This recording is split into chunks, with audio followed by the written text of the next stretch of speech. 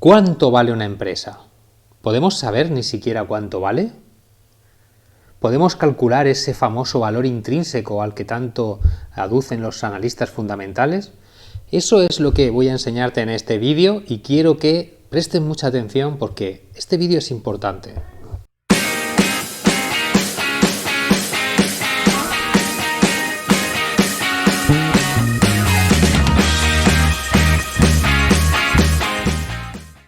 Muy buenas, bienvenidos a un vídeo más de este curso de bolsa para aprender a invertir desde cero. Hoy nos toca volver al tema del análisis fundamental y como habréis visto seguramente en redes sociales, la mayoría de analistas fundamentales o los que se llaman inversores value suelen tener una frase que es invertir con perspectiva empresarial. Cuando invertimos con perspectiva empresarial, lo que tenemos que hacer es imaginarnos que estamos comprando una empresa y hacer un ejercicio de valoración de esa empresa, compararla con el precio de cotización y ver si ese precio está por encima o por debajo de esa valoración. Para ello, normalmente se suele utilizar el flujo de beneficios o el flujo de caja libre futuro para hacer ese cálculo del valor intrínseco y ya veremos ahora a continuación lo difícil que es llegar a un valor que sea fiable de alguna manera. Cuando compramos una empresa desde esta perspectiva, en realidad estamos adquiriendo dos cosas o podemos ver como dos maneras de qué es lo que estamos adquiriendo. Por un lado estamos adquiriendo los activos de la empresa, ¿vale? Lo que la empresa tiene, naves, terrenos, existencia, maquinaria, derechos de cobro de los clientes, en fin, todo lo que la empresa es propietaria. Y si actuáramos como unos liquidadores, podríamos vender todo eso, hacer dinero líquido, pagar lo que la empresa debe y quedarnos con la diferencia si es que existe esa diferencia. Si esa diferencia es superior a lo que nosotros hemos pagado, ganaremos algo y si es inferior, pues perderemos dinero. Lo normal es que las empresas suelan valer más que su valor de liquidación, salvo cuando están en un momento de estrés, ¿vale? Luego tenemos una segunda cosa que estamos comprando cuando compramos una empresa, que es un flujo de beneficios futuros. Cuando hacemos la valoración de esos beneficios futuros y los traemos al presente, digamos que podemos calcular un valor y lo vamos a ver ahora mismo cómo se hace eso. Bien, decía Walter Schloss, que es uno de mis inversores value favoritos porque su enfoque es bastante más fácil de aplicar desde un punto de vista de un particular que el de Warren Buffett, por ejemplo, que cuanto más nos alejamos de valorar activos simplemente y estar comprando activos baratos, cuanto más nos alejamos de esa metodología y empezamos a comprar beneficios futuros, más difícil es alcanzar o calcular el valor. Y cuanto más nos alejamos de valorar activos y empezamos a valorar beneficios, más probable es que cometamos errores de valoración que pueden ser muy costosos. Eso te lo voy a enseñar ahora mismo y lo vas a ver clarísimamente. Y vas a ver lo difícil que es y por qué hay mucha gente, por ejemplo los analistas técnicos, que dicen que hacer un ejercicio de valoración y ver los fundamentales es como arte de magia y prefieren centrarse simplemente en los precios. Cada perspectiva tiene su razón de ser y es importante que entendamos que ninguna es errónea, sino que cada una pues está mirando diferentes cosas, diferentes pros, diferentes contras que tienen las diferentes metodologías. Entonces, vamos a ver ahora mismo con un ejemplo esto de lo que estamos explicando, pero antes de continuar quiero recomendarte dos libros, ¿vale? Por un lado, te quiero recomendar este libro, que es el de Damodaran, el pequeño libro de la valoración de empresa, porque es un libro bastante sencillo, es relativamente pequeño y se puede leer en un tiempo razonable y te puede ayudar a aprender un poquito más sobre estos temas. Yo no me voy a meter mucho porque esto es un curso de introducción y solamente lo que son las matemáticas financieras podríamos estar, es una asignatura que en una universidad se da a lo largo de un curso o incluso de más de un curso. Entonces, bueno, solamente lo que es la parte de matemáticas financieras que necesitamos para hacer valoraciones de empresas. Entonces, en este tipo de vídeos no nos da tiempo a meternos en ese grado de profundidad y esto es algo que te recomiendo que estudies un poco más por tu cuenta. Pero sí que te voy a dar una pequeña fórmula que nos puede servir para hacer estos ejercicios y que te van a dar una perspectiva muy fácil de cómo se puede llegar a estos precios de valoración de las acciones que suelen digamos, que suelen ponerse de manera habitual. Bien, vamos a ello. Bueno, te he dicho que te iba a recomendar 2 libros. El segundo libro es bastante más avanzado y es de este profesor del IES, ¿vale? Pablo Fernández. Es un libro que lo puedes comprar en librerías, que está en castellano y que profundiza mucho en diferentes fórmulas de valoración, diferentes metodologías, y es un libro más avanzado y que necesita más conocimientos para entenderlo, ¿vale? Lo bueno es que este libro lo tienes disponible de manera gratuita. Si buscas Pablo Fernández del IES, podrás ver que aquí en esta página web del IES tienes un enlace que, si le das, te lleva al índice del libro, que lo puedes, está disponible en internet para que lo puedas leer de manera gratuita. Y aquí tienes cada uno de estos capítulos que, dándole aquí a lo largo de estos enlaces, pues puedes ir leyendo cada uno de estos capítulos, ¿vale? Aquí en el índice ves que tienes de todo: métodos de valoración, descuento de flujos de caja, 10 métodos y 7 teorías de valoración, el WACC, bueno, muchas cosas, las primas de riesgo, muchísimas cosas que hay que tener en cuenta a la hora de hacer una valoración profesional. Aquí vamos a hacer unas formulitas de andar por casa, una cosa algo más sencilla, pero que en realidad vas a ver rápidamente que tienen cierta validez y te van a ver los pros y contras de utilizar este tipo de enfoques, ¿vale? Y eso lo vamos a ver en esto que os voy a explicar ahora aquí. Bien, os he puesto aquí, ¿vale? Si os fijáis bien, tenemos, cuando valoramos el flujo de caja de una empresa, tenemos unas pequeñas variables que varían de un método a otro, ¿vale? Por un lado tenemos lo que se llama la tasa de descuento, ¿vale? La tasa de descuento, digamos que viene a ser el tipo de interés que un inversor exige de rentabilidad a su inversión, ¿vale? Lo podríamos denominar de esta manera. Es como una tasa que el inversor exige. Entonces vamos a suponer que esa tasa de descuento es del 10%. En realidad, la tasa de descuento dependerá de muchas cosas, dependerá del tipo de interés que podamos conseguir en otros activos en un momento dado del tiempo, el tipo de interés libre de riesgo, el que estén dando otras empresas. Bueno, ese tipo de interés no es algo fijo, sino que puede ser cambiante en función del entorno macroeconómico que tengamos en cada momento. Pero para este ejemplo vamos a suponer que un inversor exige, para hacer una inversión en una empresa, que su tasa de rentabilidad sea del 10%. Y vamos a utilizar ese 10% como tasa de descuento. Vale.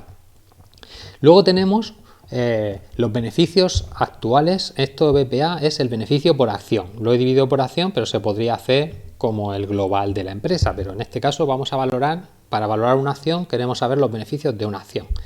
Entonces vamos a suponer una acción que tiene un beneficio de 2 euros, por ejemplo. Vale, y vamos a suponer un crecimiento futuro perpetuo, a perpetuidad, mientras que la empresa esté en funcionamiento, del 5%. Si con estas 3 variables, ¿vale?, el precio, el beneficio actual, el crecimiento que va a tener a lo largo del tiempo ese beneficio y la tasa de descuento que exige el inversor, podemos llegar a un valor actual del valor que tiene esa empresa, ese valor intrínseco. Y una vez que lo tengamos, podemos compararlo con el precio de cotización en bolsa y saber si está barata o está cara, ¿vale? Bien, aquí tenéis la formulita, os la he puesto aquí. La fórmula, no me voy a parar, como he dicho, a explicar cómo se llega a ella, pero es un razonamiento matemático que el que quiera puede estudiarla. Bien, la fórmula de un flujo, esto es la fórmula para el valor actual de una perpetuidad con crecimiento constante, ¿vale? Entonces, tenemos un flujo de caja para el próximo año que se calcularía el beneficio actual más el crecimiento que estamos estimando, es decir, el 2 euros más el 5% sería el beneficio del siguiente año. Esto se pondría en la parte de arriba y lo dividiríamos por la tasa de descuento, que es el 10%, menos la tasa de crecimiento, que es el 5%, ¿vale? Esto sería C4, ¿vale?, esta celda menos esta de aquí. Y aquí os he puesto la fórmula por si vosotros queréis ponerla en vuestro Excel. Vale, pues con estos parámetros, ¿vale?, la tasa de descuento del 10%, un crecimiento del 5% y un beneficio por acción del 2%, nos daría que el valor intrínseco de esta acción es de 42 euros. Bien, si el precio de cotización, por ejemplo, fuera 30, pues nosotros sabríamos que estamos comprando barato y nos interesaría comprar esa acción porque su valor estimamos que es de 42. Ahora bien, ¿qué pasa si nos equivocamos en alguna de estas cosas de aquí? Y una de las mayores errores que se cometen a la hora de valorar es precisamente en valorar el crecimiento futuro que va a tener esa acción. Y ya vimos en un vídeo anterior que los beneficios tienden a revertir a la media y que a largo plazo lo más probable es que ni siquiera haya beneficios en muchos sectores, sino que se vayan, que eso, recordáis que el beneficio atraía a la competencia hacía que incrementarse la oferta, disminuían los beneficios, bueno, y al final pues no había beneficios. Bien, pero el ser humano suele extrapolar el histórico más reciente al futuro. Entonces, cuando se hacen valoraciones, se estima que la empresa va a seguir teniendo un crecimiento futuro. Supongamos que ese crecimiento es del 5% y eso nos daba un 42%. Ahora, ¿qué pasa? ¿Qué pasaría si ese crecimiento pasa del 5%, fijaros bien, al 2%? ¿Qué es lo que pasa con el valor? Que el valor pasa de 42 a 25. Es decir, si nos equivocamos en calcular el crecimiento futuro de los beneficios, nuestro error de cálculo es de 42 hemos pasado a 25,5. O sea, estamos hablando de un 64% de error. No es nada, no es cachondeo el tema, ¿Qué pasa si ni siquiera tenemos crecimiento? Que de repente hemos pasado de 42 a 20, es decir, menos de la mitad. Si no tuvieran crecimiento esos beneficios, la empresa vale menos de la mitad de lo que hemos estimado. Si se pasa de un crecimiento, por ejemplo, excesivo, vamos a suponer que pasamos al 9%, de repente tenemos un valor de 218, que es 5 veces más de lo que habíamos estimado con un crecimiento del 5%. Fijaros cómo el crecimiento de un 5% a un 9% multiplica el valor de 42 a 218. Esto, como podéis ver, no es nada fácil. O sea, cuando alguien os diga, el valor intrínseco de esta empresa es tanto, cuidado, que como haya un pequeño desliz aquí en los crecimientos estimados, los valores se parecen como un huevo a una castaña. Entonces, esta es la razón principal por la cual muchísimos analistas técnicos dicen que hacer un análisis fundamental no sirve absolutamente para nada, que es un auténtico disparate. Porque, como podéis ver, realmente ¿qué fiabilidad tiene esto? O sea, ¿de qué manera podemos estimar esto? Bueno, una de las cosas que se hacen es que no se suelen estimar los crecimientos hasta el infinito, como está suponiendo esta fórmula, sino que se suele hacer una valoración de X años, 10 años, por ejemplo, y luego poner un múltiplo al final. Digamos que esta fórmula se va variando y se van utilizando otros métodos que no tengan tanta, o que nos puedan dar una fiabilidad un poquito más grande. Pero como podéis ver, y esto es lo que quiero que tengáis muy claro, es que aquí, partiendo de unos parámetros sencillos, las valoraciones cambian de una manera brutal. Si, por ejemplo, los tipos de interés subieran, vamos a suponer el ejemplo que teníamos antes, estamos con una tasa de descuento del 10% y un crecimiento del 5%, de repente el Banco Central sube los tipos de interés y el inversor decide que la tasa de descuento del 10% es poca y que quiere un 12%, ¿vale? ¿Qué es lo que pasaría? Pasamos de un valor de 42 a un valor de 30, es decir, un 25% menos aproximadamente. Es que estamos viendo cómo las variaciones de tipo de interés cambian continuamente. Entonces, si los analistas fundamentales dicen que no se puede estimar la macro, y la macro incluye tipos de interés, incluye otros y influiría tremendamente en el crecimiento de una empresa, ¿cómo podemos decir entonces que sí somos capaces de hacer una valoración del valor intrínseco de una compañía? ¿Os dais cuenta de que hay ciertas ciertos relatos que son totalmente incongruentes y con los cuales no tenemos que tragar de por sí, sino que tenemos que ser conscientes que cada método tiene sus cosas y que nada es perfecto, que simplemente nos van haciendo una idea de por qué determinadas técnicas pues a unos les gustan más y a otros les gustan menos. Cada maestrillo tiene su librillo, pero ninguno es perfecto, ¿vale? Y por eso a mí me gusta ver los diferentes enfoques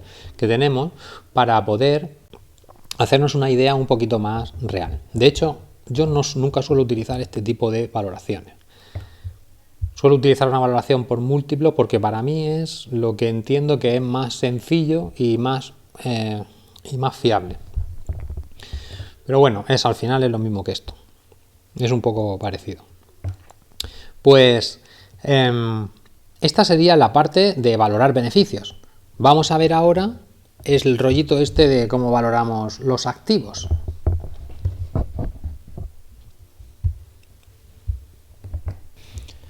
Bueno, vamos a ver esa segunda manera de valorar una empresa, que es valorar los activos. Vale, por un lado tenemos, una empresa está formada, hemos dicho, por dos cosas, ¿vale? Esos beneficios y unos activos. Normalmente suele dibujarse los estados financieros como una serie de bloques, ¿vale?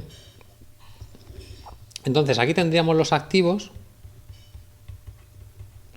de la empresa y aquí tendríamos los pasivos. En los activos tendríamos los terrenos, las naves, la maquinaria, tendríamos las existencias, tendríamos lo que nos deben los clientes y tendríamos el dinero en los bancos, ¿vale? Y por el lado de los pasivos tendríamos el capital que han puesto los accionistas, los beneficios que llevamos acumulados que no se han repartido y luego tenemos la deuda con bancos, con proveedores, con Hacienda, con empleados, etcétera. Vale, entonces, si nosotros fuéramos capaces de comprar una empresa y actuar como un liquidador, es decir, coger todo esto, venderlo, sacar un dinero y restarle lo que se debe aquí, ¿vale? Lo que se debe aquí, en principio, si esa transacción se hiciera al valor de los activos, es decir, al valor contable, si los activos se vendieran por el valor en el que están registrados en la contabilidad y las deudas se cancelaran por el valor que están registradas en la contabilidad, lo que nos queda es esto de aquí, ¿vale? Que es el valor contable. Vale, el valor contable es el capital más los beneficios acumulados. Digamos que esto sería si, como digo, se vendiera todo el activo al precio que consta en la contabilidad y se liquidaran las deudas a los valores que constan en la contabilidad. Esto nos suele dar un ratio que es el precio-valor contable o el book value cuando lo vemos en inglés.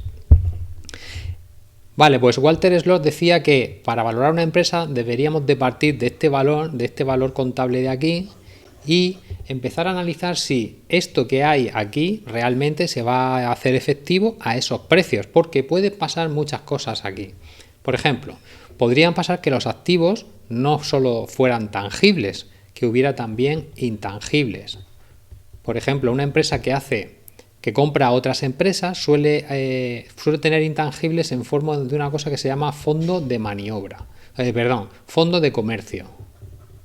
Fondo de comercio, ¿vale? Que es como el valor que ha sobrepagado de más sobre la empresa que ha comprado. Cuando una empresa compra a otra, el valor que excede al valor contable de esa empresa que está comprando se considera que es un fondo de comercio. Es un valor intangible por los clientes que esa empresa tiene, los mercados en los que está presente. Entonces, cuando esa empresa pasa al balance de la que compra, ese exceso se contabiliza como un fondo de comercio. ¿Qué pasa si mañana esa empresa que se ha comprado, los clientes desaparecen, la imagen de marca no es la que era y al final se descubre que el verdadero valor de lo que se ha comprado son los activos tangibles? Pues que este fondo de comercio en realidad no vale nada, vale cero. Entonces, podríamos tener aquí dentro de los intangibles un fondo de comercio que en realidad valiera cero. Podríamos valorarlo a cero a la hora de hacer nosotros nuestro propio cálculo. Bien, pues con esto tenemos también ciertas dificultades, porque valorar cuánto vale una nave que está en balance por un precio, pero que se contabilizó hace 10 años, hoy puede valer otra cosa. Luego está el tema de las amortizaciones. Una maquinaria, por ejemplo, que esté amortizada, a lo mejor todavía se puede sacar algo, pero en balance estaría con un valor neto de cero. O una máquina que coste que vale 1.000.000, realmente si a lo mejor nos ponemos a venderla no conseguimos sacar 1.000.000, sino que conseguimos sacar 0,8 millones, no sé. Aquí puede haber distintas variaciones. Pero lo que tenemos que tener en cuenta es que esto que hay aquí sí que no es algo futuro, digamos, es algo que podríamos hacer una valoración actual, a precios actuales, y la diferencia que tendríamos de este método de valoración respecto de valorar beneficios suele ser bastante menor, o suele ser más fiable que la valoración de beneficios, que, como hemos dicho, pasar de un crecimiento a otro puede hacer que tengamos un valor de 25 a un valor de 218, que es casi 10 veces más. Esta valoración de aquí sería ligeramente distinta. Bien, finalmente quiero explicaros esas famosas palabras que se llaman margen de seguridad, ¿vale? Hemos visto dos métodos de valoración, como habéis visto. Una cosa es valorar activos y otra es valorar beneficios futuros, pero los inversores value suelen hablar mucho de una cosa que se llama margen de seguridad. Margen de seguridad, vale. Entonces, el margen de seguridad, ¿qué es realmente? Es que un inversor es plenamente consciente, un inversor profesional de verdad, es plenamente consciente de que la valoración esa que está haciendo puede estar equivocada. Entonces necesita, para intentar equivocarse lo menos posible, aplicar un margen de seguridad que podría ser pues un 30%, un 50%, en fin, esto ya cada uno es un criterio personal, digamos, del inversor. A lo mejor de la experiencia que tenga valorando, en otros momentos, en fin, cada uno tiene su propio criterio, ¿vale?